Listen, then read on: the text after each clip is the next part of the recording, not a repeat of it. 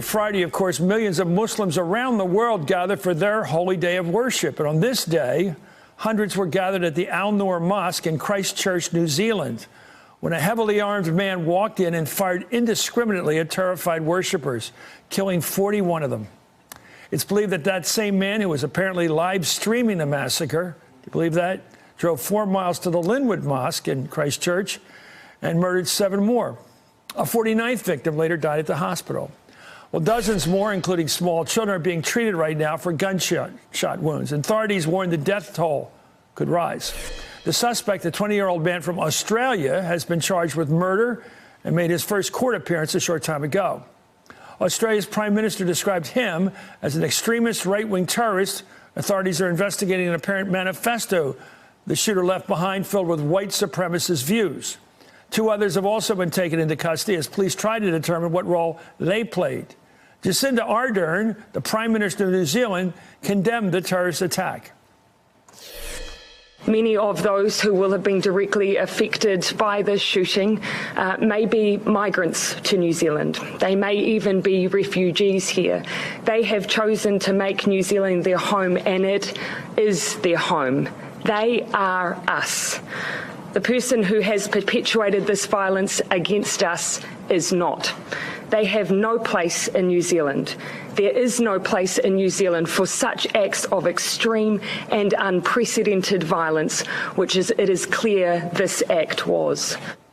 Well, in the United States, law enforcement and civil rights groups say they have been seeing an uptick in hate-motivated crimes of late. According to the FBI, the number increased of these hate crimes for the 3rd consecutive year, starting in 2016. The Council on American Islamic Relations said it's seen a 17% increase in anti-Muslim bias incidents nationwide. For more, I'm joined by Khizr Khan, of course, the Gold Star father, and Rabbi Chuck Diamond, former rabbi at the Tree of Life Synagogue in Pittsburgh. Remember that, which suffered a similar gun attack when a gunman entered their temple, killing 11 people. I want to start with Khizr. This is such a beautiful country. I was just there with part of my family, my wife and her sister and brother-in-law. It's a quiet country. It's rural. It's beautiful farms. It's people that are very nice to you. There's a little bit of ethnic diversity in Auckland and maybe in Christchurch, but it's not a city crowded with border wars and neighborhood fights and ethnicity. And it just seems horrible that they went after this little Islamic community of immigrants, mainly from India. Well, first, Chris, my heartfelt condolence to the victims of this heinous murder, to all Muslims at large and people of other faiths as well. I was saddened to hear the tragedy, and it is that kind of peaceful communities that these terrorists seek, where there is less challenge so that they can maximize their victims. One quick caution to all faith communities today is that please protect your places of worship. Protect to the max. Protect your gatherings. Yeah. They do not distinguish between one faith or the other. Today it is Muslim. Yesterday it was my brothers and sisters and Tree of Life in Pittsburgh. Prior to then, it was the African-American Christians in the church. Prior to then, it was Sikh brothers and sisters. It is that this hate is disguised under the name of supremacy. Yeah. One quick caution that I wish to leave you with this thought, and that is, in this division and hate, there is a foreign hand. Our adversaries wish to sow this hate and this division so that we will continue to fight this for many years to come. Let me go to the Rabbi on that, because Rabbi Diamond, thank you for coming on, because this must bring back terrible memories. And the hatred of the other, it's really what that's about. And the other is anyone different than you, comes from a different background, has a different religious belief.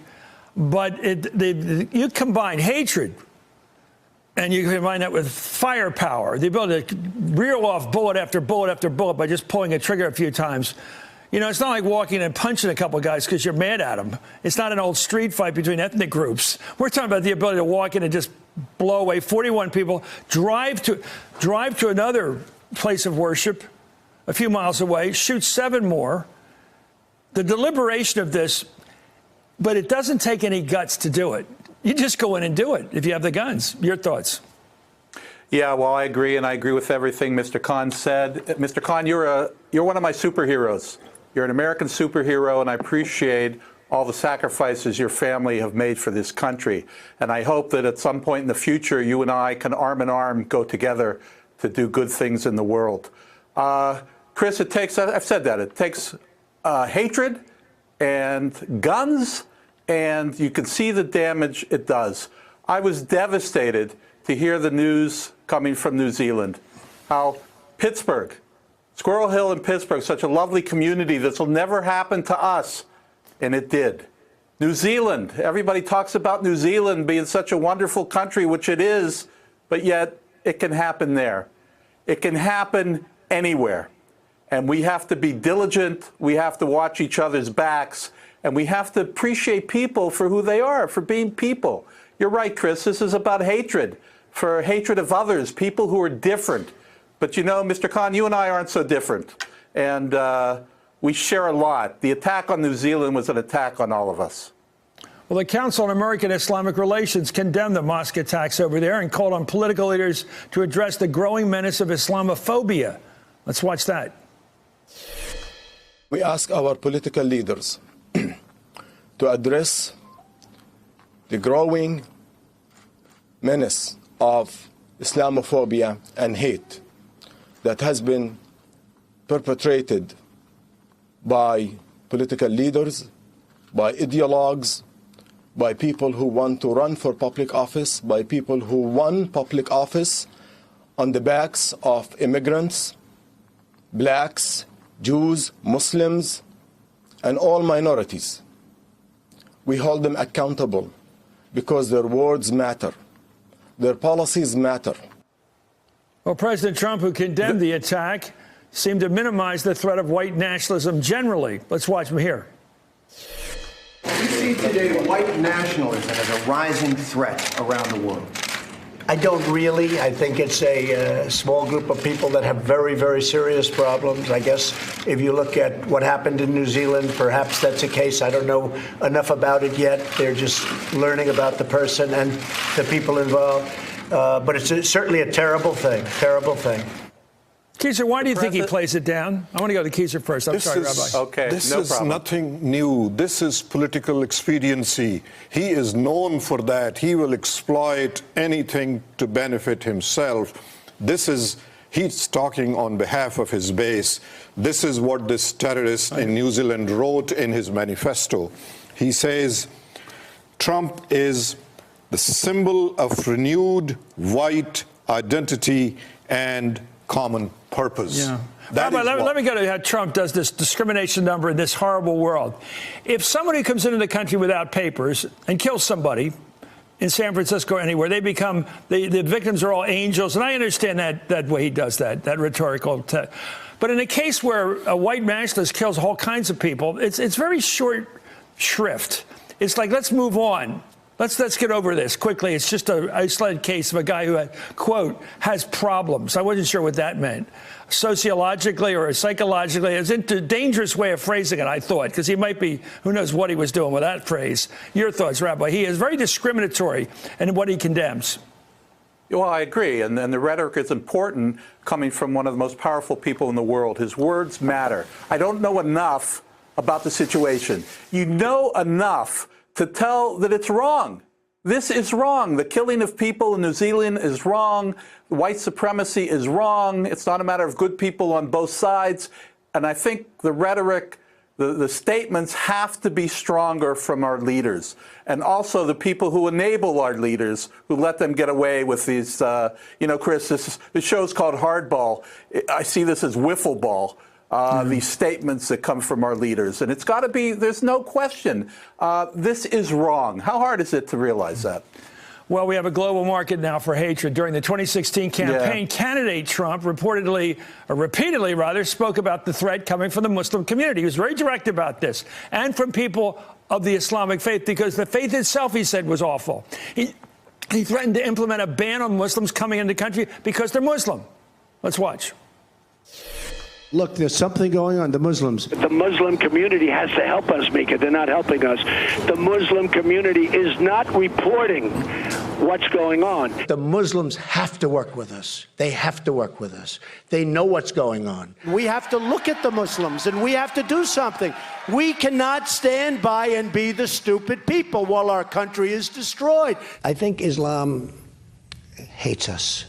There's something there that there's a tremendous hatred there. There's a tremendous hatred. We have to get to the bottom of it. There is an unbelievable hatred of us. How wrong he is. There are over 10,000 Muslim soldiers serving in the United States Army that have taken the oath to defend the Constitution and this country. There are hundreds of first responders in New York that responds to the call of duty without regards to religion and all. Muslims are physicians. Muslims are in various professions serving, most patriotically serving in this nation. How wrong he is, like on every issue. This is politically expedient person. He is a ship without rudder. That is why we see all these investigations, all this corruption that is coming together now on surface, so that this nation knows now where we are headed. My only concern is that how would we recover from this hate and division? Well, we're talking about it. That's the start. Thank you, Khizr Khan, sir. Thank you for your contribution to this country. Rabbi, it's great to have you on. You seem like a great guy, and I'm glad. Thank you, Chris. Howard Feynman is from, our buddy here is from Squirrel Hill. Yes. And, we went to the same high school. Not at the same time. Well, I'm sure you were both A students. Thank you very much, Rabbi Chuck Diamond. Thank you. Hey there, I'm Chris Hayes from MSNBC. Thanks for watching MSNBC on YouTube. If you want to keep up to date with the videos we're putting out, you can click subscribe just below me, or click over on this list to see lots of other great videos.